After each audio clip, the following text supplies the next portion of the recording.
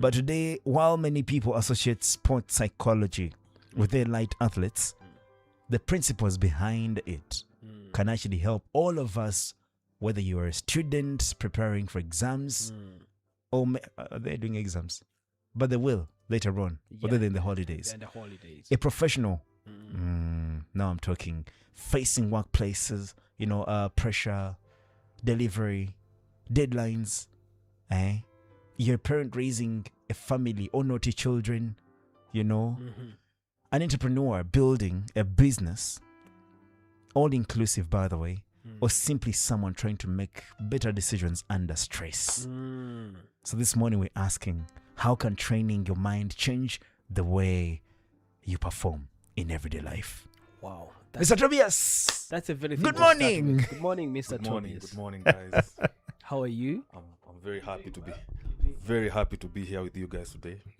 I like the energy. Okay. Thank you. I've been listening to you guys and I've been very anxious to be here. Really? And I'm very glad to be here with you guys today. That's really wonderful. Thank you for the wonderful introduction. Wow. I think this is the first time I'm being introduced like that, with that much Really? energy. Wow. The energy of sportsmen. Exactly. Yeah. Very fit. Of course, we are Very receiving a fit. sports person and mind fitness expert.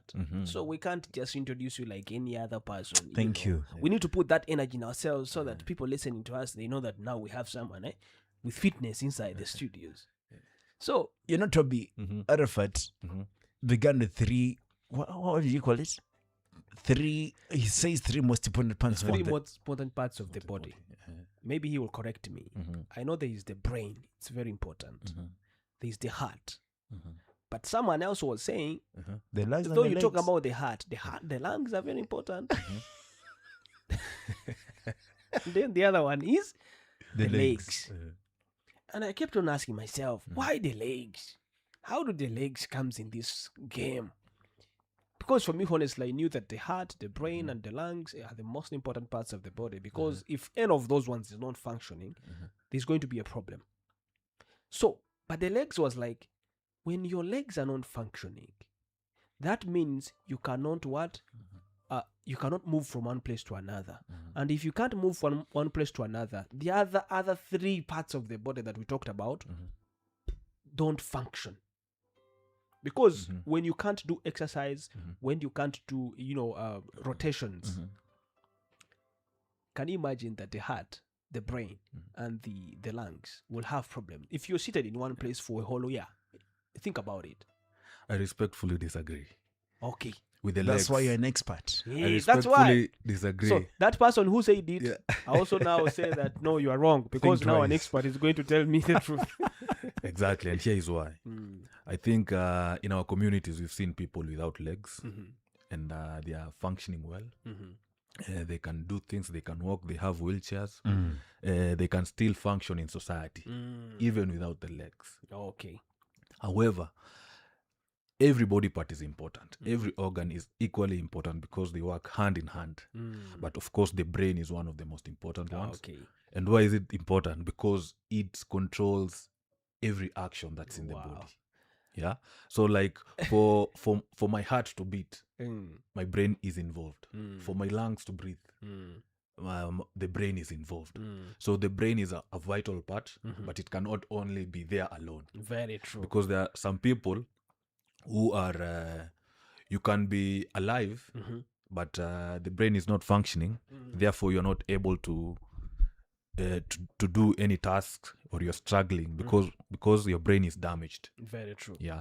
So the brain is very important. That's why we should also take care of our brains. Very true. We should train it. You have to be very intentional with things that we consume, because it goes a long way into how the rest of our body will function. And of course, I thank you like so that. much. That was a razor to bring you into the conversation of today. But I want us to start going back to our topic of today. And you worked your work bridges clinical psychology and sports performance. And of course, when people hear sports psychology, they start to think about they picture an Olympic, they start to think about a lot of things. Cristiano, Hey, Messi. so for someone who has just tuned into 94.3 Royal FM, The Habit of Kigali, where we're talking about this topic of mind, fitness, what is it they should expect from this conversation this morning? What is it should they learn from this conversation? And of course, what is it that you think it's very key for this topic to be discussed on? Okay, thank you so much. That's a very important question. What is the importance of mental fitness or sports psychology?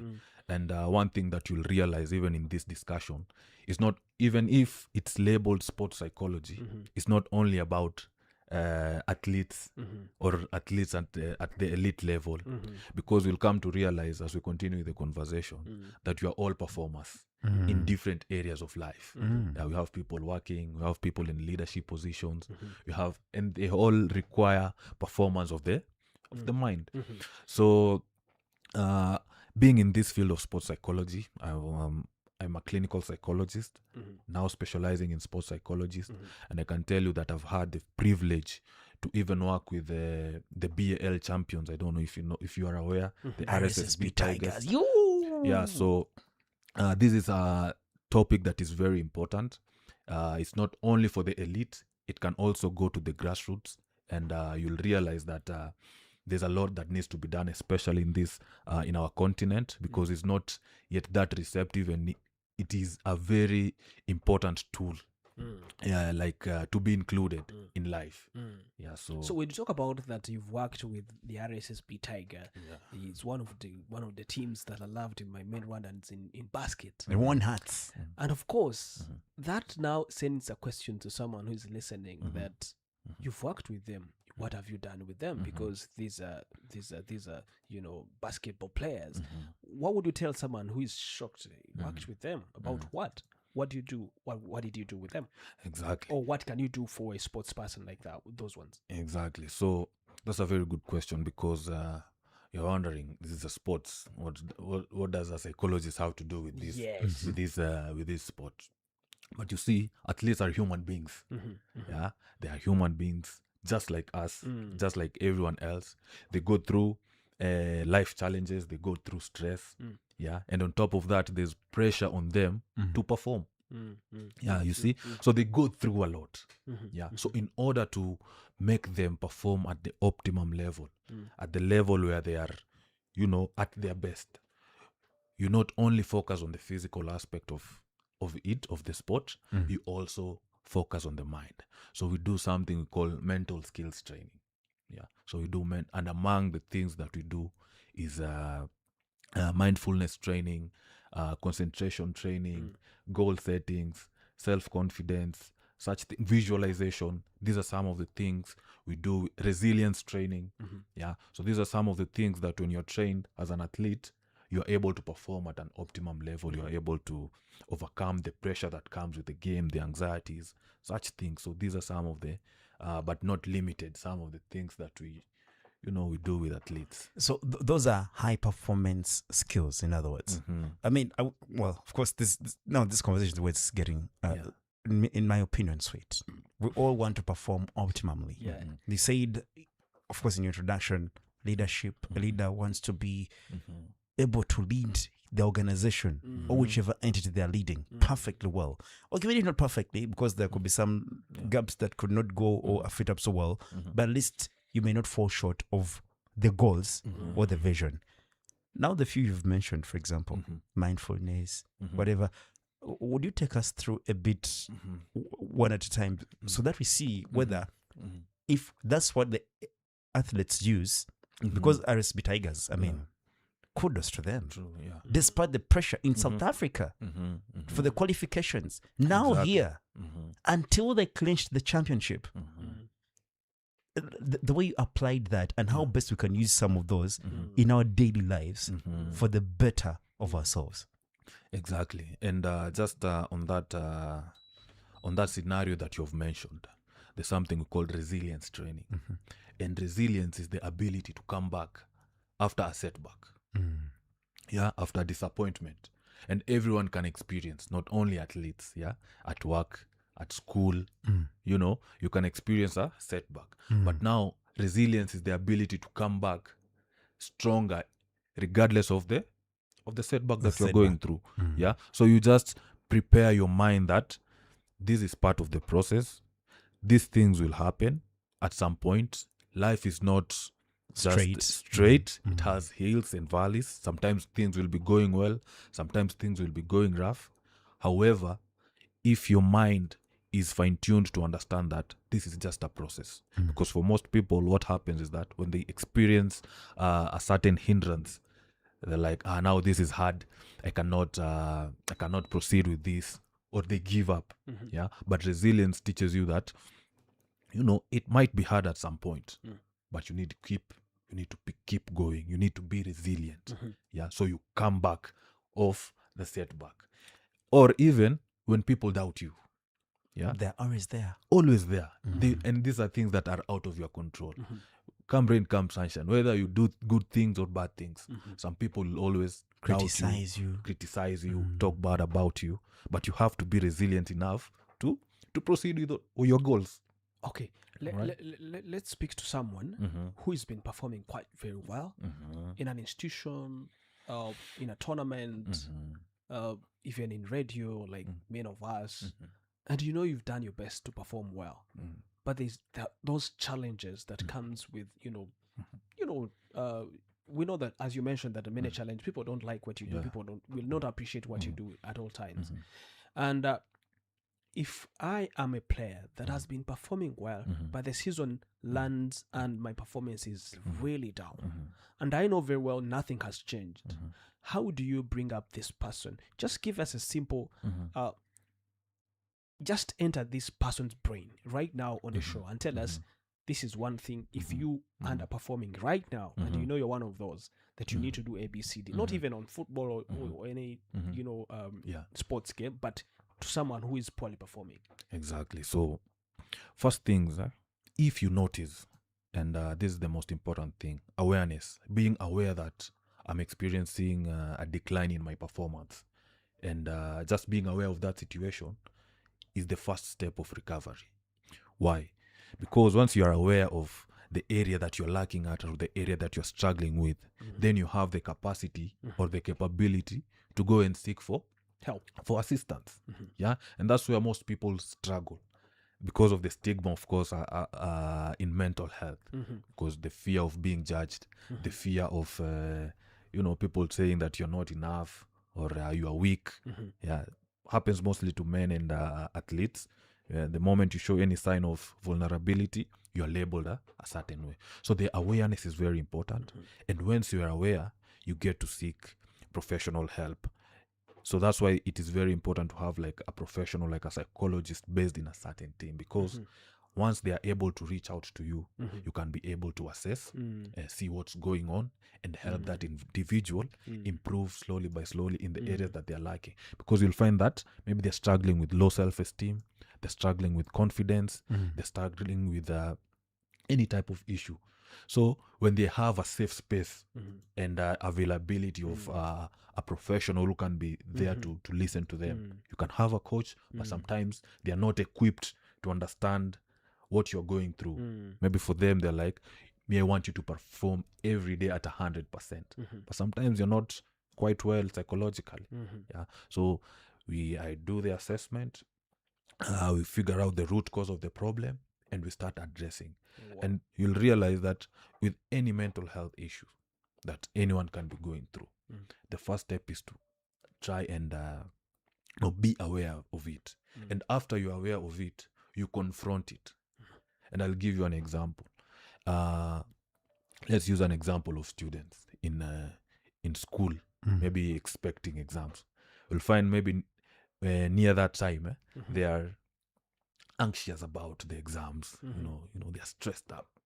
How do you deal with that? You confront it. The only way to deal with this stress that I'm experiencing is to take time and go and do some revision, so by you doing that, you're actively dealing on the anxiety that you're experiencing. Because now you're giving yourself confidence that you can do it. Exactly. Because when you read, Uh-huh. you grasp notes, you grasp what you've been taught, and then after that you get to understand that now, like, I do an exam. If you can feel like you can do an exam, that is confidence that is takes away the what? Exactly. The anxiety. anxiety. Wow, I Let's get it enter now. the brain there. Uh-huh. So you're building confidence by reading yourself through reading to prepare the mind that whatever may come, even if it's not the topic I've read, probably I'll understandably juggle there and at least answer something. Yes, the anxiety might be there, but you're ready. Is that the case? Even in other fields? Exactly. Even it cuts across all the fields. All the fields. The brain has an ability. It's called neuroplasticity. Neuroplasticity means the brain has the ability to adapt to new situations based on what you're giving it. Yeah. So if you read, you'll find that now reading becomes easier. If you train, you start getting, the training becomes easier. Now you can even add more weights if you are lifting in the gym. Yeah. Why? It's because you are training the brain to new experiences or to new things. Wow, thank you so much for bringing something like neuroplasticity. Plasticity. Neuroplasticity. We are in the school of psychology, ladies and gentlemen. Neuroplasticity. Repeat like from me, Arafat. Neuroplasticity. So here's one thing I wanted actually to ask, and I think thank you so much for bringing up things to do with the gym and lifting. Now the question I have is, how do we consider training the mind as training in the gym as we lift? Because I know that the training we do in the gym is totally different from the training I need to do with my brain. So if you are to help someone be able to train their mind, like someone training in the gym, what is it they have to do? How do we train our minds beyond training? Like someone trains in the gym, sorry. I'm going to ask you to hold it there so that you respond to the question after this break. Okay. It's very important. The gym and the mind. You talked about lifts and all that. Hey. So the brain is a muscle. I didn't know. Buckle up for a ride with the queen of the airwaves. Are you always catching a feeling or feeling disrespected when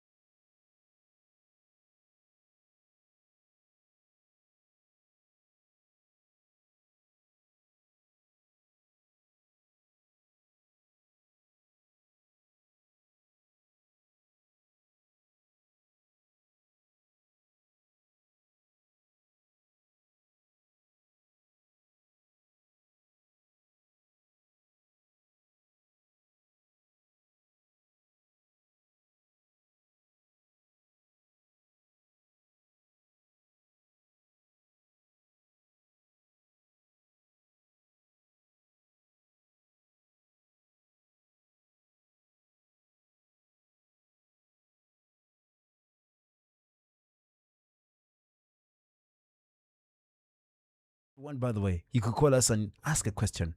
07912-30600. If you feel anything we're talking about relates to you, or probably have a query on the same topic we're discussing this morning, it's something to do with how can training your mind change the way you perform in everyday life. If you have anything about this, feel free to get in touch with us on 07912-30600. But also, before we get back to the conversation, Arafat asked him about the gym and training the mind and adapting to the other heavyweights and stuff like that. We are told you should be going to experience the savings of electric mobility at Spiro Stand, which is happening, which is actually at Gikondo Expo Grounds, that actually started on 28th of July this year, that's last month. And when you go there, you'll be discovering how Spiro electric bikes help you spend less, ride farther, and enjoy a smarter way to move. Call 3366 for more information about this. And remember, Spiro, it is powering your energy. And then Mount Kigali University is reminding you that yes, they are around the corner. That is the September intake for those who missed the January and May intakes. Affordable fees, hands-on training, undergraduate and postgraduate programs, all these ones open doors to endless opportunities. Call 07814 81176 to ask for more details about the September intake or the courses, the fees, rather the tuition and everything regarding this intake. Or visit www.mkur.ac.rw. And remember, Mount Kigali University, they are empowering generations through quality education. Coming back to the conversation, Arfat, get back to this as we talk about the gym and the mind. Give it a build up again. Actually, the question was, or even this question, many people ask themselves that, yes, I'm going to the gym, I'm able to lift, I'm able to do the aerobics, I'm able to do everything, and I am fit. But we're asking ourselves, are you fit mentally? You can be fit physically, but are you fit mentally? So how do they differ from each other? If someone is asking themselves, how do I train my mind the same time as I'm training my physique? And what does it take for someone to train their mind? And of course, if you can guide someone, how should I do it? That's a very good question, because sometimes you ask yourself, okay, how do I train my mind? You can't go to the gym. You can't go to the gym and start like using your head to lift weights. Yeah. So it's different with training your mind. So with neuroplasticity, you get to train your memory. And how does it happen? It's through the things that you do. So when you do things physically, it can influence how your mind behaves.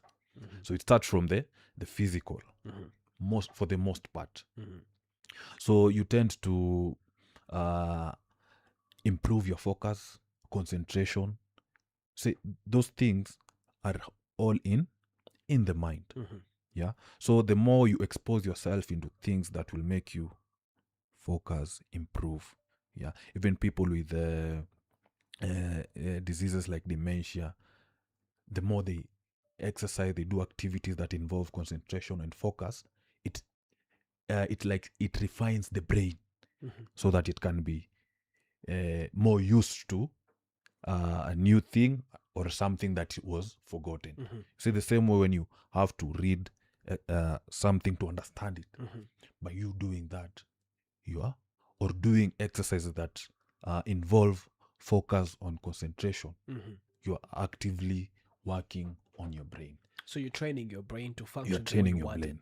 And that's why physical fitness and mental fitness, they go hand in hand. So would I be wrong to say that the brain is trained by actions?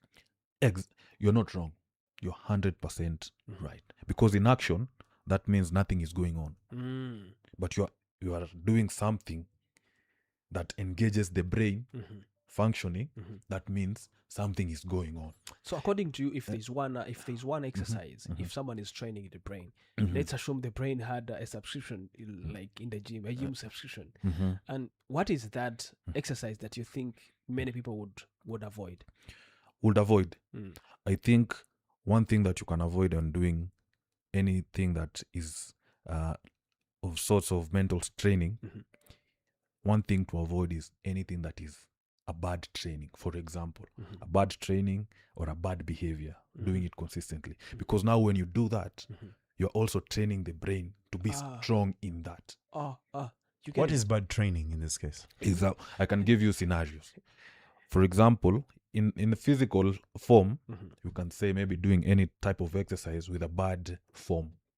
But in terms of mental training, I would say consuming like alcohol. Alcohol can be excessive alcohol. Excessive alcohol, like drinking. The problem the country has so far. Exactly.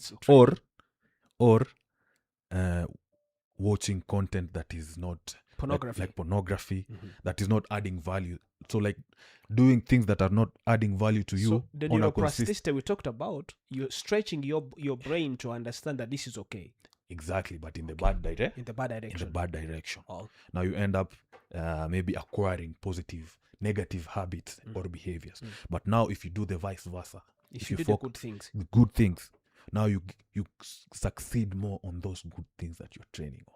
So you talk about doing a certain, for example, routine when it's wrong. You're getting the brain accustomed to that. adjusting to what you think is right, yet it is wrong.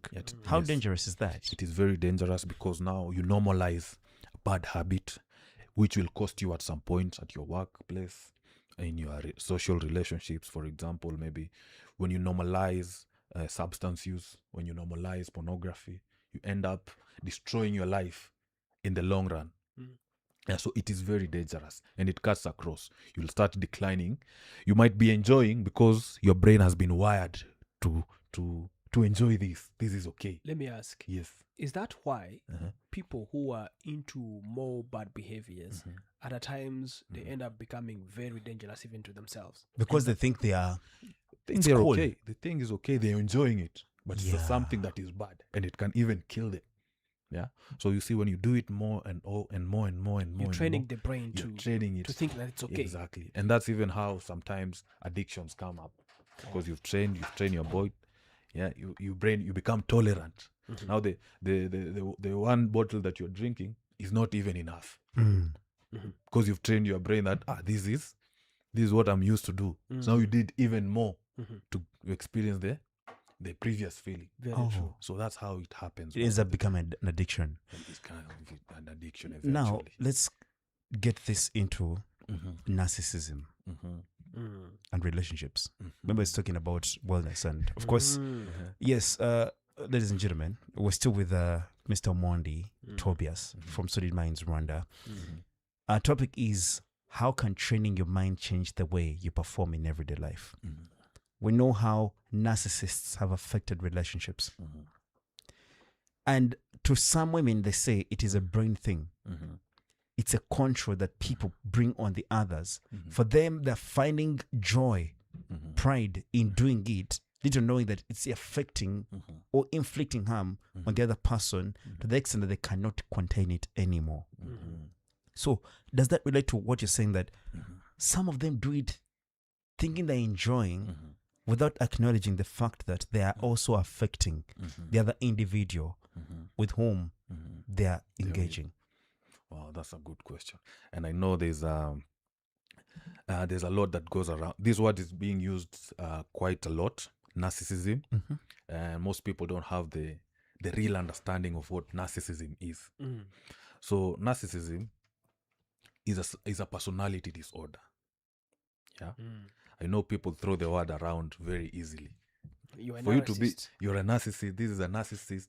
Yeah, it's a personality disorder. It's a mental illness that has to be diagnosed for you to qualify as a narcissist.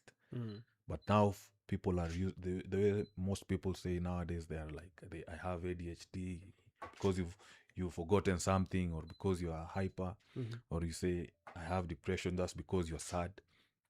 So that is the same with narcissism. So you need to be careful when you talk about narcissism. For the most part, for you to be a narcissist, that means you have a personality disorder. And one of the common traits of this disorder is having grandiosity. And I'll elaborate on grandiosity. You feel like you're the man.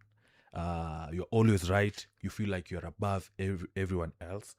Yeah. So, of course, these habits will indeed affect your relationship. Yeah. So, someone who is a narcissist, he needs to get medical attention. He needs to see a psychiatrist and start working with a psychologist ASAP. Why? Because it is both detrimental to themselves and their partners, because it's a very dangerous disorder that can break your relationships, ruin your networks, because of the behaviors. Yeah. So back to your question. I don't know if I've answered your question. You have actually. You read the understanding of it. Well, some of us don't know we are narcissists. Yeah. Most people use it very loosely, but it's something that is serious. Yeah, you don't just say someone is a narcissist just because you said I'm the best, or I'm better than you. I'm the man. I'm the man. No. That doesn't make you qualify to be a narcissist. Yeah, there's a full criteria of how to diagnose narcissism. Yeah? It's a disorder. It's a disorder. It's a personality disorder. Yeah. Is it connected to the brain? It's connected. Everything that any disorder is connected to the brain. Yeah. So that means probably how you are, and personality disorder is like, it's like your character, your personality. So any form of mental illness has something to do with the brain. So The fact that just a moment, just to follow up on that. The fact that you're talking about how training our minds change the way we perform in everyday life. Just to crown, to end with that aspect of what, of course, some may say it's narcissism, others, like you said, until you're diagnosed, because it's a personality disorder, and the toll it has on everyday performance.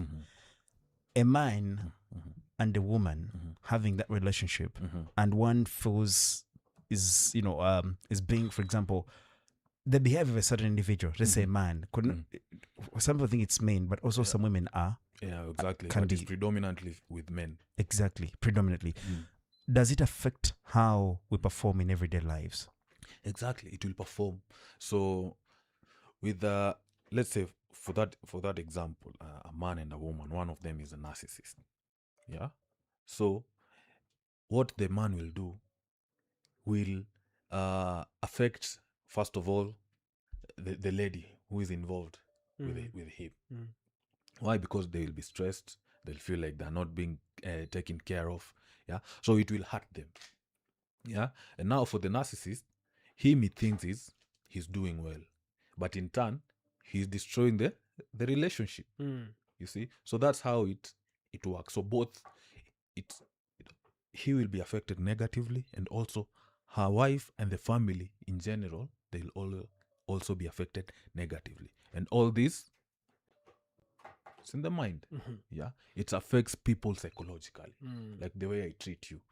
Yeah, even when I say bad words to you, they'll affect you psychologically. That's why you will feel bad. That's why an emotion will be evoked because of what I've said about you or your people. Mr. Tobias, let me ask this. Let me give you a simple analogy that is very simple. Our phones gives us notifications when the battery is less than 10% or even 5%. Do our brains give us notifications when we are going down to our mental capacity? Or should we be listening to our brains? Or do we even know how to listen to them?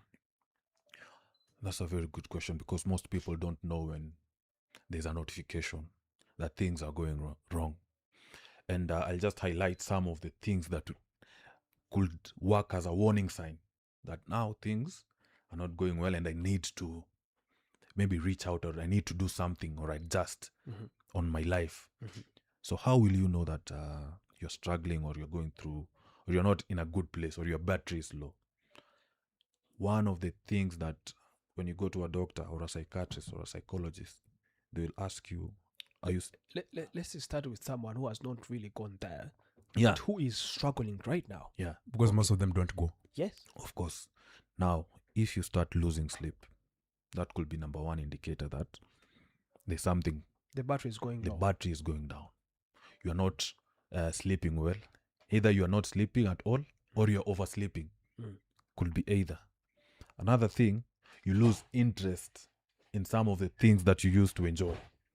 Maybe you used to like going to a radio show. You used to play a certain sport, but all of a sudden now you are losing interest. Such things. Feeling exhausted for the most part, even maybe without doing anything. You're just tired. Yeah? These are some of the warning signs. Losing appetite, not eating, or overeating. These are could be some of the warning signs. Thinking that this world is better off without me. If you start experiencing such thoughts, just know something is wrong. It's wrong, and you need to act. Because everyone is useful. Yeah, everyone is useful. You have a purpose. Yeah, if you woke up, there's something that you are required to do. Yeah, so these are just some of the warning signs that you can be on the lookout for. So you're feeling tired, you know, you love your job, but all of a sudden you wake up and you're like, no, I'm not. Something is wrong. You're not sleeping all of a sudden. It means either maybe you're experiencing some burnout, you need some rest. Yeah, you need to do something to make you come back to the normal you, or the normal functioning you. So those are some of the warning signs. Wow. Most people don't know it is, and you can't blame them. But that's why we have a platform like this, where we can talk about these things freely. Most people don't know about these things. You just feeling lack of sleep, but like maybe it's just lack of sleep. Maybe But I'm just tired. Maybe I'm just tired. Maybe what. But something is going on that maybe you're not aware of. How can such people be helped? Can I observe, for example, Arafat, who's a close friend of mine, and I say, Arafat, how do I even approach him and say, because like you said, okay, I may notice something unusual Yep. or queer about you, but then the way I say it out, instead of helping you out, ends up inflicting more damage on you. Yeah, that's a good question, because now if you know, and if you're aware of it yourself, you can be able to help someone else. Because you can come to the office or to the studio and you look at Arafat and you'll be like, this is not the same guy. There's an unusual behavior today. This is very unusual. He's not usually quiet like this. He's not usually triggered like this. Yeah. So you can actually help. However, even how you approach them, it is very important. Yeah. Some people will, confront you in a way that can make it worse. Actually can break you more. It can even break you. Yeah. So how you approach is very important. So first of all, you need to be calm.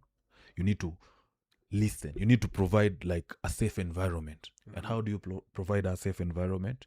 You allow them to maybe just ask, hey, what's going on, my brother?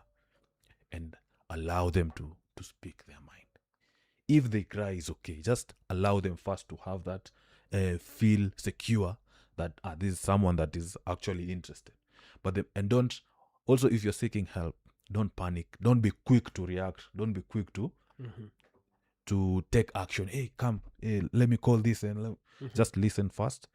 Try and calm him down, and then from there, the best way, after he's in the person you're trying to assist in a comfortable position, one of the best ways now to link with someone who can actually assist in that area. Just a follow up on that. Yes. In environments where we spend most of the times, let's say with our colleagues at work, okay, home environment is totally different. Now, environments, say at a workplace, you find a colleague, well, a bit silent, acting unusual, like you said. We know that is actually going to affect work in one way or the other. And now, Angelo, who is concerned, I say, what's wrong with you, my brother? I don't think that's one of the correct ways I should be able to approach. Is it okay for me to say, okay, let's say break time or lunch time? Well, if I'm doing well, for example, I can say, can we have lunch together? Can, as well trying to pick that tension, because you say you have to create a safe environment for them to be able to open up. How do I go about that? Yeah, is it okay? That's a good approach. That's a good approach, because he's like, now this is my friend. He's thinking he wants us to have lunch together. Maybe you're used to having lunch together, yeah, or you are proposing to have a sit down together because I want to get to. Because you want to get. Yeah, that's a good approach. In fact, it will be very receptive of him, instead of just out of nowhere, come, hey, what's going on, or maybe he's busy. Are you free? Or what time are you free? Can we have like a chat, or you can have coffee or tea or lunch? So that's a very good approach, because it makes them feel safe, and they don't also get suspicious or feel judged. So that approach is very important. And maybe an addition on that, something that as solid minds, some of the trainings that we do is called psychological first aid. Psychological first aid basically is about how you can help someone who is in crisis. Someone could be, and it's for everyone. Everyone can have this skill. So we do some trainings on maybe the whole employees, or the whole staff, or even the whole team, on psychological first aid. Why? Because we understand that there are situations whereby a colleague, a teammate, a friend, a family member can be experiencing a mental health crisis. And if you are trained in psychological first aid, you'll be in a good position to approach that scenario very well. And it includes, how you approach them, how you listen to them, and how you link them to someone who can even assist them further. Yeah. That's now actually allow me to shift to a question where we're looking at people who consider themselves successful, and of course people who are successful. We have this mindset that successful people are actually mentally strong. We have that mindset that rich people or successful people are mentally strong, but are they, or they're just good at pretending that they know everything, or they're good at everything, and of course we just take it like that? And of course, if someone who consider himself successful or is successful listening to us this morning, how do they really learn that something is happening, though they have the comfort of the success? That's a very good question. With the mental health, everyone will experience a mental health challenge at any point in their lives, regardless of who you are. You could be successful, you could be poor, you could be doing well in some areas, but mental health challenges are experienced by everyone. And just being successful does not mean that you are psychologically strong or you're mentally strong. You might be successful, have a lot of money. However, they also experience the challenges. Should being mentally strong being a success as well? Considered to be a success as well in life? Being mentally strong plays a huge role into assisting you be successful. Why? Because you have healthy ways of coping. You have awareness of how to seek help. You have the help-seeking behavior. That is very important. So being mentally strong is you having the capacity to take care of yourself. And by you taking care of yourself, both physically and psychologically, drives you more to success. Unlike someone who is not mentally strong or struggling or don't have the awareness of how to handle mental health issues. Yes, so it's an advantage, and it's a driver towards your success. Wow.